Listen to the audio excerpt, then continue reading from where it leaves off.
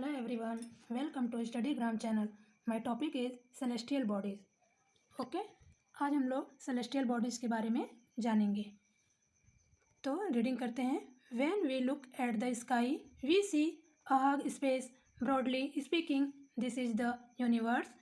Stars and the solar system are a part of the universe. Objects in the universe are also called celestial bodies.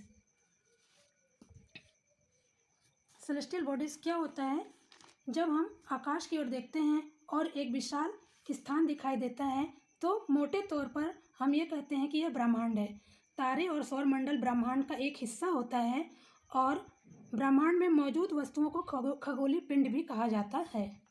Okay, तो देखिए ये stars हैं, star जो रात को चमकते हैं, शाइनिंग देते हैं. और ये जो है ये कॉन्स्टेलेशन जो है तारामंडल है, तारामंडल.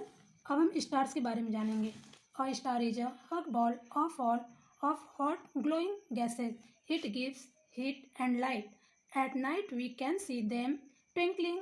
दे are too big but look small because they are very far. Universe has millions of stars.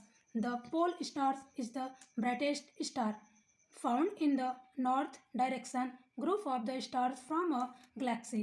Some stars form typical patterns in the sky. Such patterns are called constellation. The Greater Bear, Scorpius, the Scorpion, Leo, the Lion, etc. The Sun constellation. अब हम stars के बारे में जानेंगे कि star के अंतर्गत क्या आता है. ये जो स्टार्स है मतलब तारा गर्म चमकती है जैसे कि गैसों का एक विशाल गोला होता है. जो तारा होता है यह एक विशाल बहुत बड़ा गोल चक्र के जैसा होता है. यह गर्मी और रोशनी दोनों ही देता है और रात में इन्हें टिमटिमाते हुए, जो नाइट होता है तो वे ट्विंकलिंग की तरह, नाइट में रात के समय वह चमकता है, टिमटिमाते हुए हम देख सकते हैं. वे बहुत बड़े होते हैं लेकिन वह हमें छोटे दिखाई देते हैं. क्यों छोटे दिखाई देते हैं? क्योंकि वह यहाँ से काफ़ी, धरती से ये काफ़ी दूर पड़ते हैं, इसलिए वे हम लोग को काफ़ी दूर दिखाई पड़ते हैं, इसलिए वे छोटे दिखाई पड़ते हैं. ब्रह्मांड में लाखों तारे होते हैं. ध्रुव तारा सबसे चमकीला तारा होता है. जो ध्रुव तारा है वह सबसे चमकीला तारा होता है जो आकाश गंगा के उत्तर दिशा में पाया जाता है. वह तारों का समूह होता है. कुछ तारे आकाश में विशिष्ट पैटर्न बनाते हैं. ऐसे पैटर्न को तारामंडल कहा जाता है. ग्रेटर बियर, स्कॉर्पियंस, बिच्छू, स्कॉर्पियन को हम बिच्छू कहते हैं हिंदी में, लियो आदि कुछ ऐसे नक्षत्र होते हैं.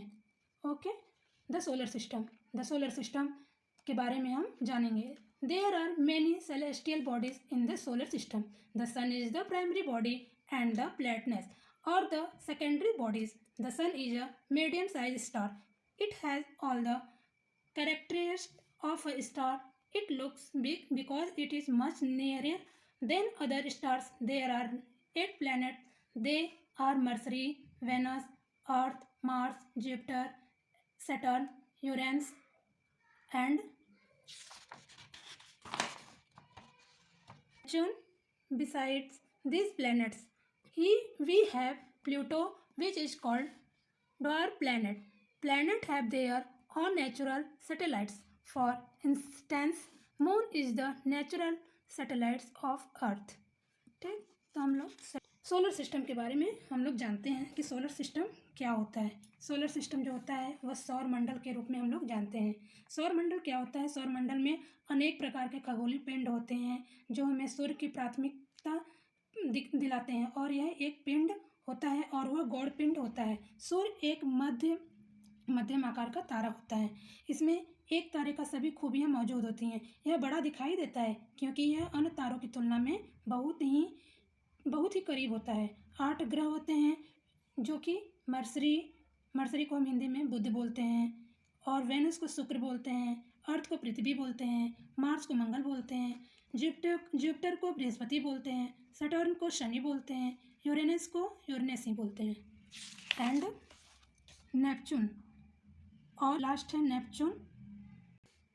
इन ग्रहों के अलावा हमारे पास प्लूटो भी है और जिसे बौना ग्रह कहा जाता है.